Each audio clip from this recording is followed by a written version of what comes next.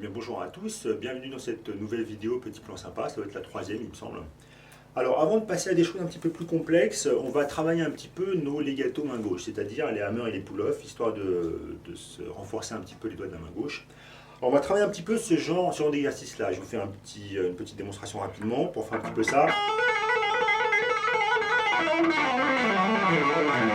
Donc on essaiera avec plusieurs combinaisons de doigts. Il y a plusieurs écartements différents. On pourra même rajouter un petit peu du tapping si on veut.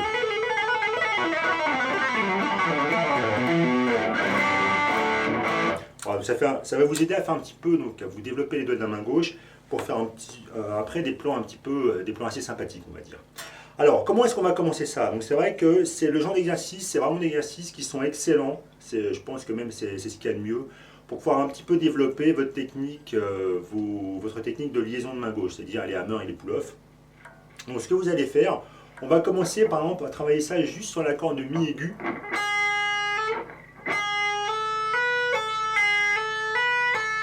Donc si vous débutez un petit peu, vous allez voir que au début ça vous fait un petit peu mal au niveau de la main.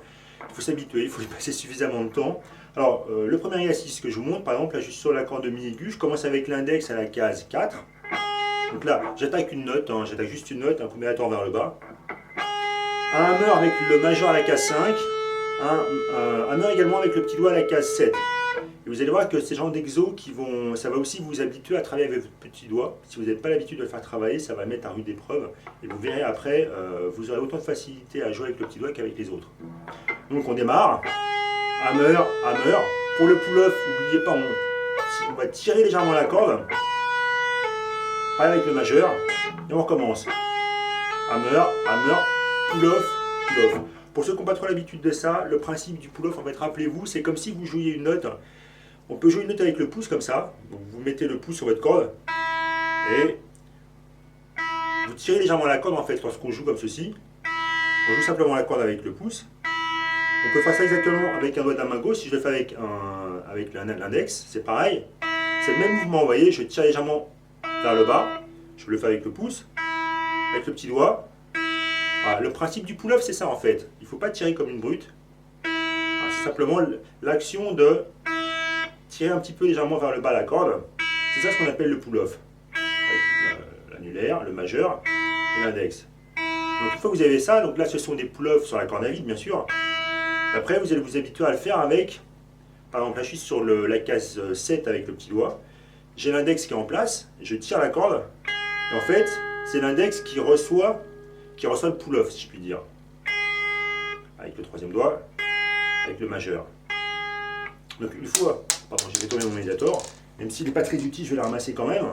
Donc une fois qu'on a chopé ce mouvement, ensuite on peut reprendre un petit peu la boucle que je vous ai tout à l'heure. Hammer, je remonte le volume. Hammer, hammer, pull-off. Là le pull-off il est reçu par le majeur. Et le majeur il lâche à nouveau pour recevoir le pull-off sur l'index. Et vous travaillez ça. Au début, travaillez lentement de façon à avoir vraiment un maximum de puissance sur chaque doigt. Alors, si vous voulez travailler ça avec le métronome, là c'est des séquences, c'est 4 notes par temps en fait. Je vais faire doucement. 1, 2, 3, 4, 1, 2, 3, 4, 1. Je ralentis encore un petit peu. 1, 2, 3, 4, 1, 2, 3, 4, 1, 2, 3, 4, 1, 2, 3, 4, 1. Voilà, vous pouvez commencer par travailler comme ça. Essayez de travailler ça le plus longtemps possible. Il vaut mieux travailler un exercice lentement et longtemps que vite et 1/10 de seconde. J'en fais. Donc travaillez tout ça, comme je disais, lentement et accélérez de façon progressive. Essayez vraiment de travailler votre endurance en endurance. Vous tournez, vous tournez, vous tournez. Etc. etc., etc. Le but du jeu en fait c'est qu'il ne faut jamais que ça accélère, il ne faut pas que ça fasse ça. Voilà. Et surtout on a tendance un petit peu à accélérer lorsqu'on fait des pull-offs, c'est vraiment une mauvaise chose. Il faut qu'on conserve vraiment la même mise en place, que les notes elles soient faites avec les hammers et les pull-offs, qu'on ait tout, ou qu'elles soient même attaquées au niveau de la main droite. Un petit peu plus tard je vous ferai voir des exercices qui combinent un peu médiator, hammer et pull-off, qui sont vraiment pas mal aussi. Le but du jeu c'est qu'on ait vraiment, chaque note est la même durée. Et vous tournez.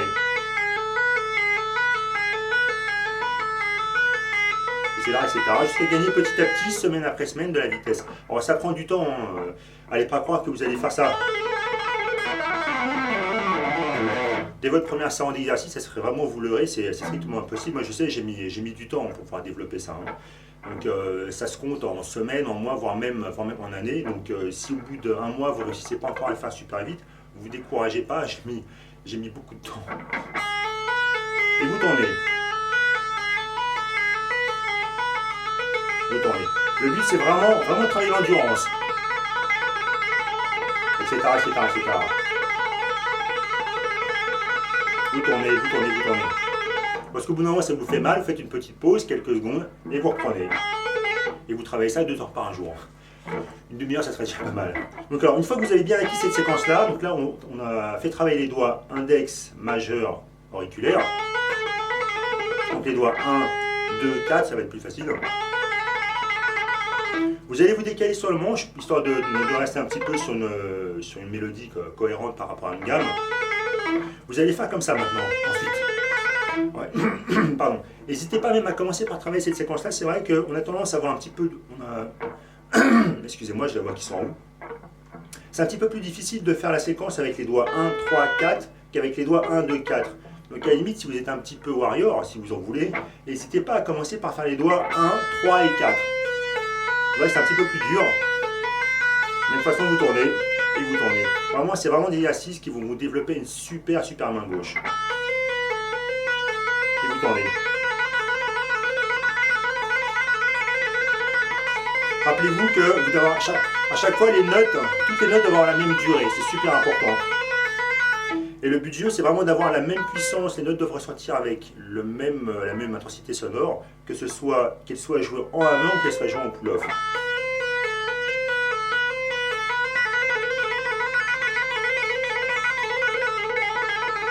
Là, je travaille de 1, 2, 4, 1, 3, 4.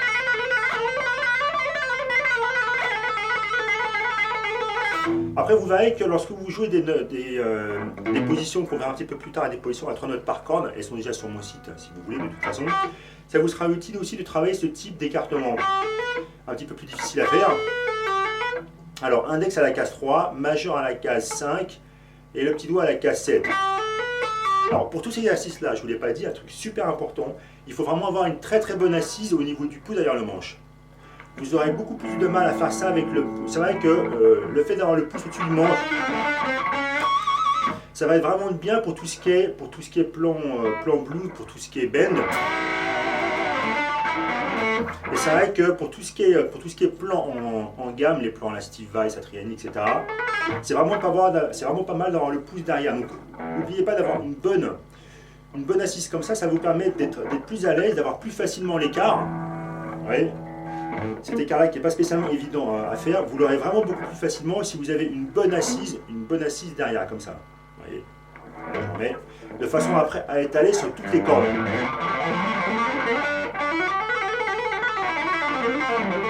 En fait, lorsque vous remontez après, on va voir un petit peu comment est-ce qu'on remonte tout de suite après. Votre pouce ne doit pas bouger en fait, c'est uniquement les doigts qui vont se déplacer comme ça. Le pouce il reste toujours à la même position, au même endroit du manche. Alors je vous refais voir un petit peu cet écartement qui n'est pas forcément évident. Donc 1 avec les doigts, donc index, majeur, auriculaire. Donc même séquence, vous allez pouvoir travailler ça. Si vous avez un petit peu du mal à le faire aux cases 3, 5, 7, n'hésitez pas à monter un petit peu. Par exemple, tiens, pour faire l'écartement des cases étant plus facile, vous pourrez le faire ici aux cases 8, 10 et 12. Et vous tournez. Rappelez-vous, toujours pareil, les hammers et les pull-offs, toujours avec la même intensité. Il ne doit pas y avoir une note qui doit accélérer par rapport aux autres. Tout doit arriver à la même vitesse. Et vous tournez ça, et vous tournez. Après, c'est vrai que moi je sais que lorsque j'arrive dans ce type d'écartement, lorsque j'arrive dans les aigus, je préfère le faire en remplaçant le majeur par l'annulaire, comme ceci. Je trouve ça plus, au niveau position, je trouve ça plus confortable. Donc n'hésitez pas à le travailler comme ceci.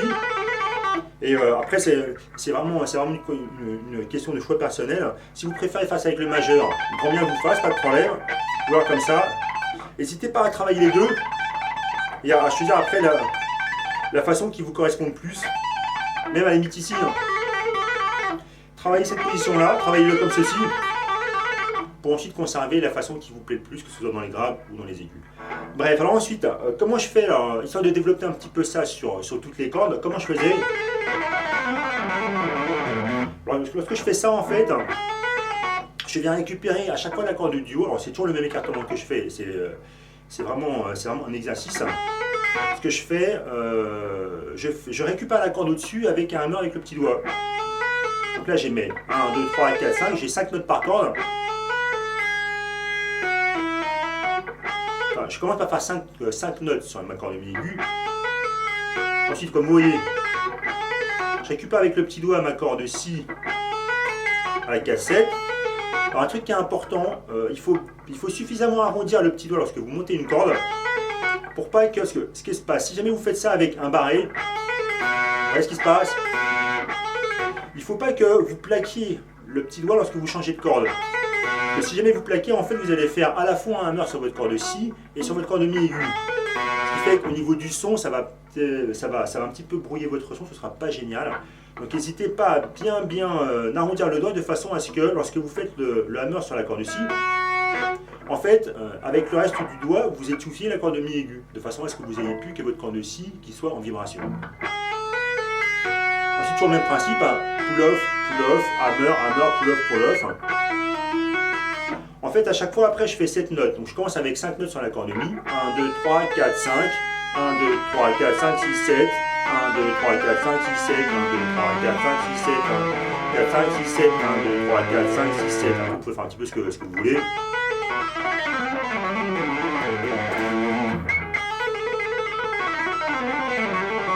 Donc comme je disais, n'oubliez pas le fait d'arrondir un petit peu le doigt, surtout ne pas plaquer. Ouais, sinon, vous aurez des problèmes au niveau propreté du son.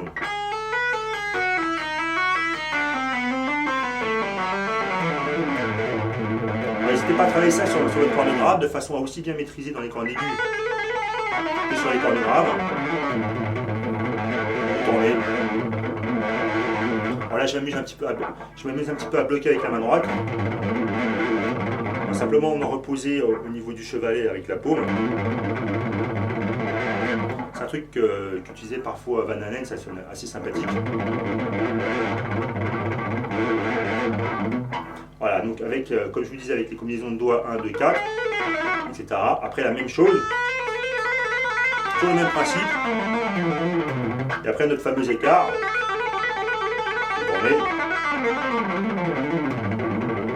Voilà.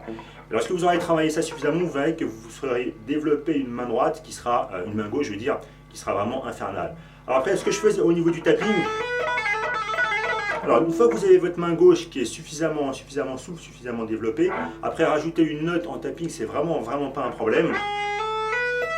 Alors là, qu'est-ce que je fais en fait? Je vais taper avec le majeur. C'est vrai que, contrairement à Van Halen qui utilisait plutôt l'index, moi j'utilise plutôt le majeur parce que c'est vrai que ça permet de passer plus rapidement d'une séquence attaquée au médiator à une séquence tapée. Donc je le fais, après vous pouvez travailler ça avec l'index si vous voulez, pas de souci, mais là je vais le faire avec le majeur. Là j'attaque la première note de la séquence. La séquence que vous allez pouvoir faire tourner, c'est celle-ci. Donc on démarre avec le même genre de plan au niveau de la main gauche. Et là en fait, comme si on vient simplement prolonger le mouvement de la main gauche avec un tap de la main droite. Bon, là je le fais à la... Mais vous pouvez éventuellement aller ailleurs bien sûr. Là je le fais à la case 12 pour l'exemple. Lorsque vous faites un tapping, en fait, le truc c'est que j'ai déjà vu des élèves un petit peu débutants qui avaient tendance à faire le tapping un petit peu trop vite. Qui faisaient un petit peu comme ça. Alors n'hésitez pas, c'est super important, il faut que les notes que vous tapez à la main droite, et toujours pareil, dans un souci de mise en place rythmique, tout doit avoir la même durée, et toujours la même intensité sonore également. Voilà. Laissez sonner, pour vous apprendre, pour vous habituer un petit peu à ça, laissez sonner votre note. Voilà. Laissez-la sonner. Et lorsque vous relâchez la corde, c'est exactement le même principe qu'on voyait tout à l'heure avec le pouce. C'est le même principe de pull-off qu'on fait à la main gauche, c'est exactement pareil. Une fois que vous avez tapé, alors il faut bien taper dans la case. Ensuite, après, vous relâchez votre corde, voilà, comme ceci. C'est le principe du pull-off. Sauf que là, le pull-off, on le fait avec un doigt de la main droite. Et là, je relâche. Pour notre exemple, après vous pouvez trouver tout un tas de combinaisons différentes. Pour notre exemple, je viens relâcher à la case 7 qui est prise avec le petit doigt. Ça nous fait une séquence à 6 notes. 1, 2, 3, 4, 5, 6, 1. Donc ça c'est pareil, vous pouvez aussi travailler avec le métronome.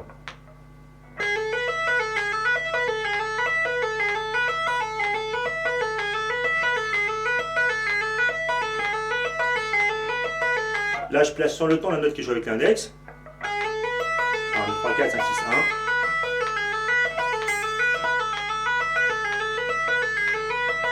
On peut s'amuser à mettre le temps sur la note qui est tapée.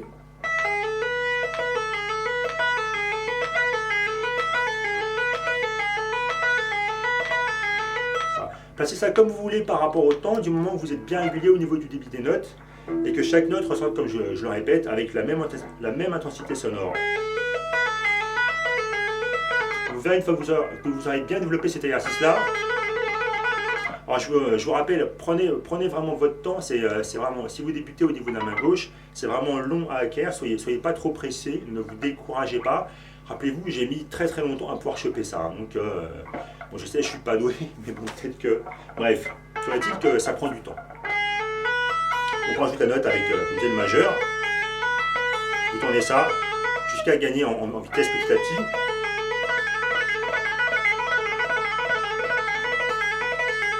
Il faut toujours s'arranger pour cet exemple-là, en tout cas, s'arranger pour avoir 6 notes.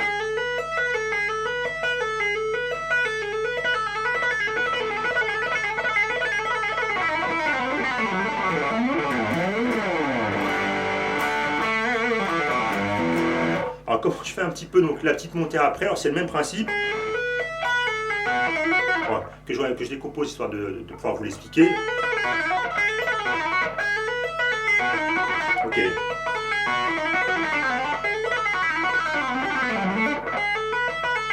Donc là ce que je fais en fait, alors c'est pareil, ça reprend exactement l'exercice précédent qu'on faisait sans tapping.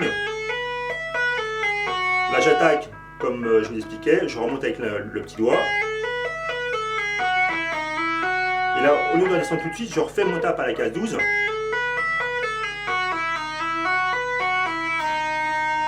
Je monte avec le petit doigt sur la corde au-dessus.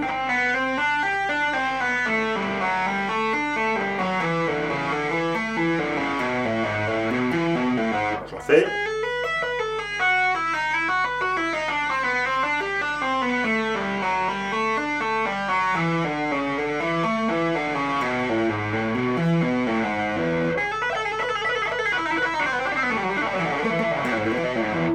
Après c'est vrai que ce qu'on peut faire aussi, ça peut être sympa après d'alterner, de venir taper, de venir doubler en fait le tapping.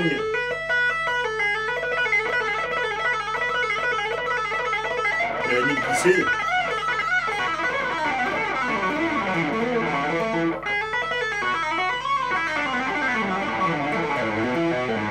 Rappelez-vous qu'une fois que vous vous êtes développé une bonne main gauche, rajouter des tapes à la main droite, c'est vraiment pas grand chose.